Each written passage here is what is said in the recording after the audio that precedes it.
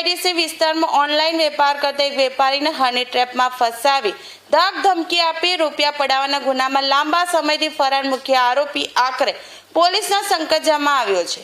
Sachin GIDC પોલીસે આ હની trap ગેંગના માસ્ટરમાઇન્ડ કાનુ પ્રધાનની ધરપકડ કરી છે।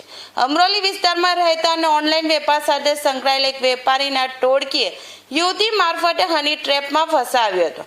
ત્યારબાદ પોલીસ હોવાની ઓળખ આપી અથવા બદનામ કરવાની ધમકી આપી વેપારી પાસેથી મોટી રકમ પડાવીને ધાડ આચરી હતી। આ કેસમાં પોલીસ અગાઉથી જ સક્રિય હતી અને તપાસ દરમિયાન ગેંગના 7 જેટલા સાગરીતોને અગાઉ જ ઝડપી લેવામાં આવ્યા હતા। જોકે આ સમગ્ર કાવતરાનો મુખ્ય સૂત્રધાર કાનુ પ્રધાન પોલીસને હાથ તળી આપી નાસ્તો ફરતો હતો। ટેકનિકલ સર્વેલન્સ અને બાતમીદારોની મદદથી પોલીસે તેને સચિન જીઆઈડીસી વિસ્તારમાંથી ઝડપી પાડી વધુ તપાસ હાથ ધરી છે।